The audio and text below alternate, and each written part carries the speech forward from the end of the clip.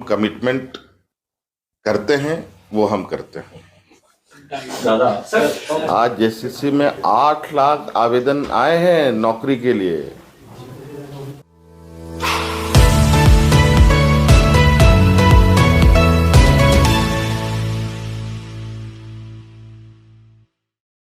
तो हमने मांगा है तभी तो आए हैं, जेसीसी ने मांगा है तभी तो आया है।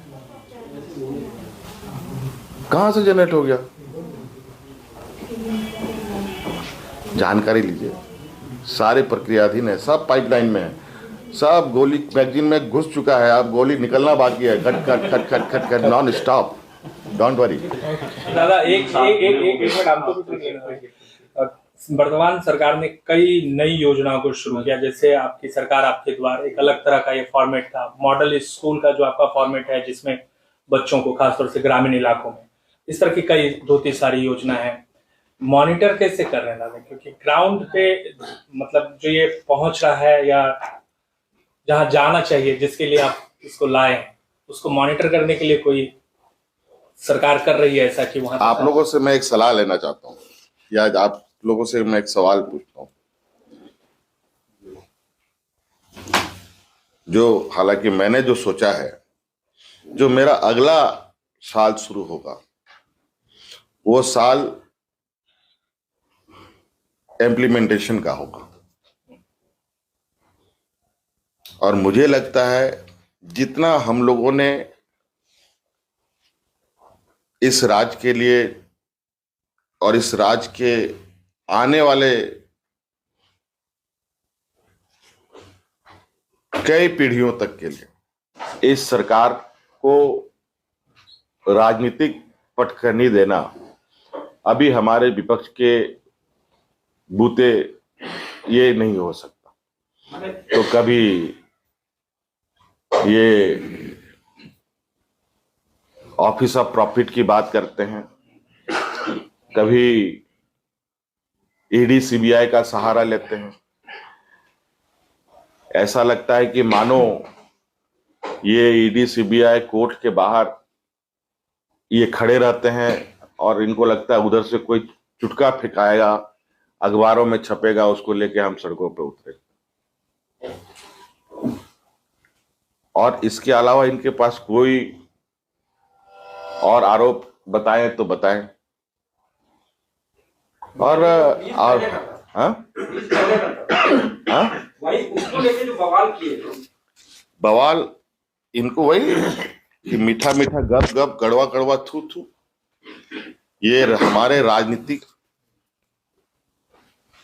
क्षेत्र में कदम रखने से पहले से वो लिस्ट हमारे पास थी। इस बीच में राज्यसभा सांसद भी चुना गया, उसके बाद विधायक भी चुना गया, उसके बाद मैं उप मुख्यमंत्री के रूप में भी मैंने काम किया, फिर मुख्यमंत्री के रूप में भी काम किया, फिर विपक्ष के मुखिया के रूप में भी काम किया। उस समय इनकी नींद नहीं जगी। और अब जब इनको राज्य की जनता ने हादसे पर खड़ा कर दिया, तब इन लोगों ने ये जिन निकालने की कोशिश की, जो जिन है भी या नहीं ये समझ से परे है। कि नियोजन नीति को लेकर के जो हमने सोचा था वो तो सबके सामने था, और उस सोच को शायद हमारे विपक्षों को पचा नहीं, और उसको फिर से एक योजनाबद्ध तरीके से कानून के आड़ में इन लोगों ने उसको समाप्त करवाने का एक षड्यंत्र रचा। हर राज्य अपने राज्य के लोगों के लिए मूलभूत अधिकार स्थानीय लोगों के लिए सुरक्षित करने के लिए हर प्रयास करती है। मेरे पास एक 2016 का विज्ञापन का कटिंग है। जहां हमारे सामान्य वर्ग के रास्ते 75% हमारे सामान्य वर्ग के लोगों का हिस्सा दूसरे राज्य के लोग कब्जा कर ले रहे थे। क्योंकि आप भी जानते हैं कि वो आसानी से उसमें शामिल नहीं होना चाहिए, तो क्या इसको पॉलिटिकल स्टंट माना जाना चाहिए? क्योंकि लोग ये क्यों कह रहे हैं नहीं कि- मानेंगे, क्यों नहीं मानेंगे? आखिर कारण क्या है नहीं मानने का? नहीं, मतलब उनकी आड़ में आपको बार बार प्रहार करने का मौका मिल रहा है। क्यों क्यों क्यों ये निर्णय नहीं होना चाहिए? नहीं होना चाहिए, ये अलग बात है, लेकिन पॉलिटिकल राइवलरी जो है अगर आप इसको राजनीतिक दृष्टिकोण से देखना चाहते हैं तो वही समझ लीजिए। मुख्यमंत्री मधु बुलाते तो 4,000 करोड़ था, तो ये क्या है सर? क्या बालू मिट्टी की तस्करी जो है 1,000 करोड़ की हो सकती है, जो आप पे आरोप लगातार?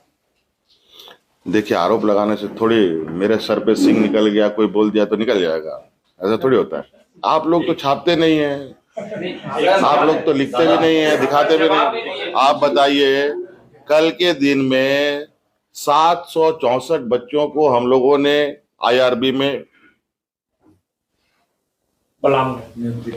लेस्लीगंज में कल के दिन शामिल कर लिया। उनको नियुक्ति हुई कि नहीं?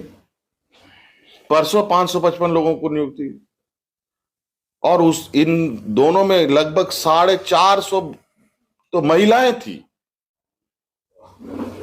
कभी आप लोगों ने इसको देखा, ध्यान दिया? 445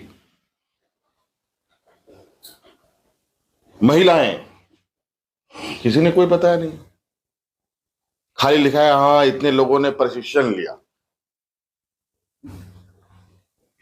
ये नहीं बना कि ये रिजर्व बटालियन के फोर्स बन गए।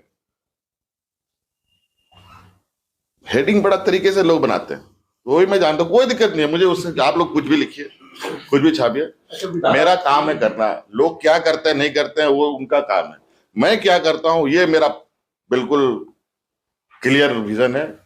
मेरा लक्ष्य भी बिल्कुल सधा हुआ रहता है और दिशा भी बिल्कुल सटीक रहता है। मैं तो चाहता हूं आज ये पिछड़ा क्यों है, इसका सवाल का जवाब तो हमारे विपक्ष के लोगों से पूछना चाहिए। ज्यादा हिस्सेदारी तो उनकी है। हमें तो रोज जेल ले जा रहे हैं, रोज मेरी सरकार गिरा रहे हैं, रोज हमारे विधायकों के यहाँ छापा पड़ रहा है। एक पहले मित्र ने 1,000 करोड़ की बात कही, आज 1,000 करोड़ की तो बात कह दी, और मुझे लगता है 1,000 से कम छापा नहीं पड़ा होगा इस राज्य में। और 1,000 छापे में कितना 1,000 करोड़ निकला जरा हमें ये भी बता देते। मीडिया को खबरें लीक करना हवा को दूषित करने का बराबर है, लोगों के मानसिक वातावरण को गंदा करने का।